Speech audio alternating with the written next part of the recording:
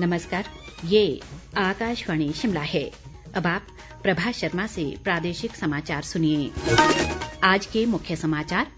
राज्य पथ परिवहन निगम की अंतर्राज्यीय बस सेवा कल से होगी शुरू।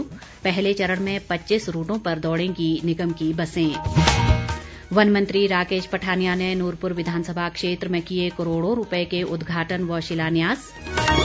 प्रदेश कांग्रेस ने अस्पतालों में टेस्ट की दरें बढ़ाने संबंधी सरकार के निर्णय को जनविरोधी बताया। और प्रदेश में आज अभी तक कोरोना के 62 नए मामलों की पुष्टि, संक्रमितों की संख्या बढ़कर 17,640। अब समाचार विस्तार से। कोविड-19 महामारी के खिलाफ देश एकजुट होकर लड़ रहा है। आप भी हमारे साथ सुरक्षा और बचाव के 3 आसान एहतियाती उपायों का संकल्प लें। कोविड-19 से बचाव और सुरक्षित रहने के 3 उपाय। मास्क लगाएं, 2 गज दूरी है जरूरी, सुरक्षित दूरी रखें, हाथ और मुंह साफ रखें। प्रदेश सरकार ने कल 14 अक्टूबर से राज्य पथ परिवहन निगम की अंतर्राज्यीय बस सेवा शुरू करने का निर्णय लिया है।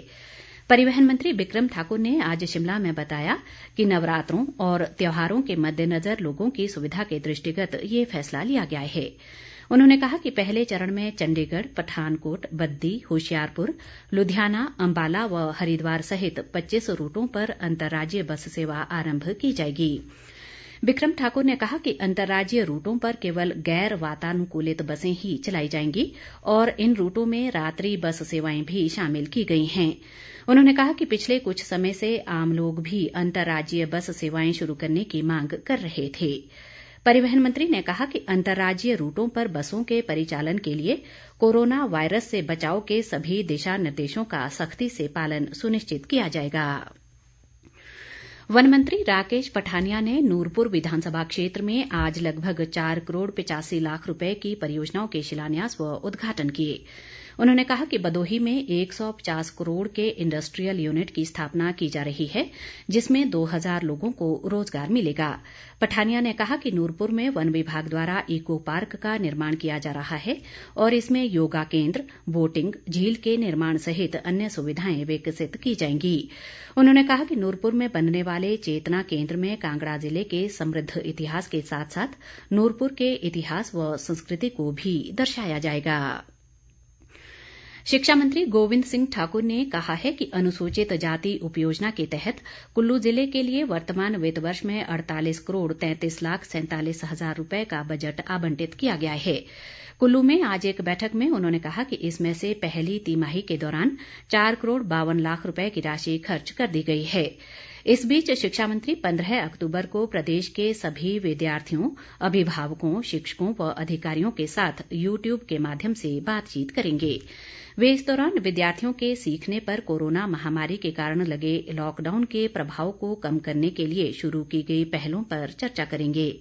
इसके अलावा शिक्षा मंत्री 9वीं से 12वीं कक्षाओं के विद्यार्थियों के लिए ई-संवाद ऐप भी लॉन्च करेंगे। खाद्य आपूर्ति मंत्री राजेंद्र गर्ग ने केंद्र सरकार द्वारा संसद में पारित कृषि विधेयकों को किसानों के हित में बताया है।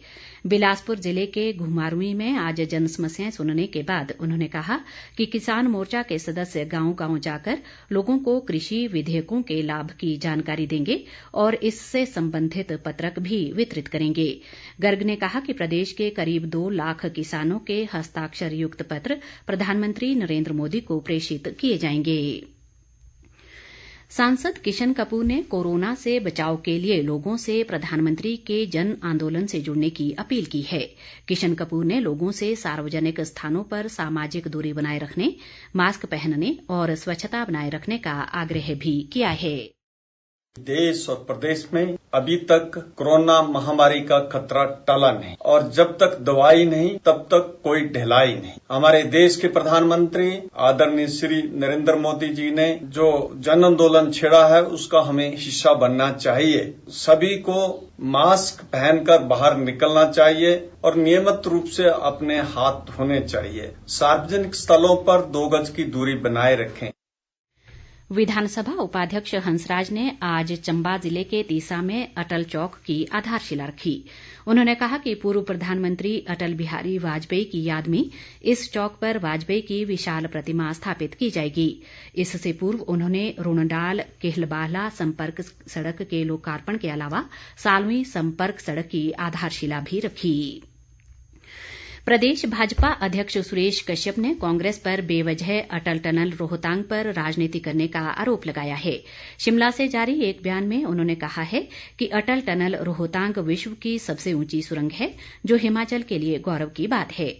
उन्होंने कहा कि इससे प्रदेश में पर्यटन को बढ़ावा मिलेगा और लाहौल स्पीति व लेह क्षेत्र के लिए हर मौसम में आवाजाही आसान होगी।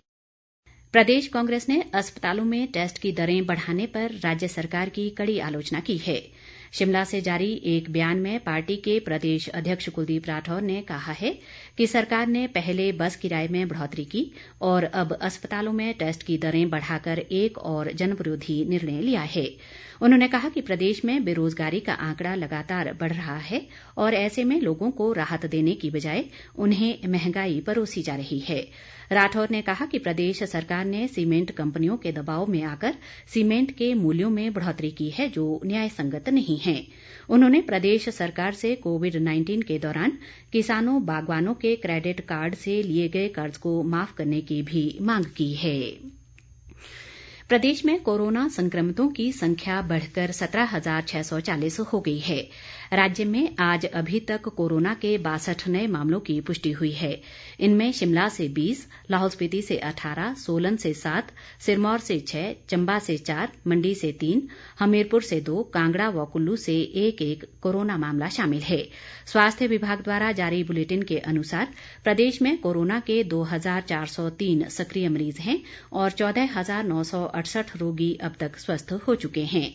राज्य में कोरोना से अभी तक 248 लोगों की मृत्यु हो चुकी है। विधायक राकेश जम्वाल ने आज सुंदरनगर विधानसभा क्षेत्र के तहत 77 आशा कार्यकर्ताओं को स्मार्टफोन वितरित किए। उन्होंने कहा कि इससे उनके काम में तीव्रता आएगी और सूचना समय पर पहुंचेगी। उन्होंने कहा कि वर्तमान समय में आशा कार्यकर्ता स्वास्थ्य विभाग से जुड़ी विभिन्न सेवाओं में अपना सक्रिय सहयोग दे रही हैं।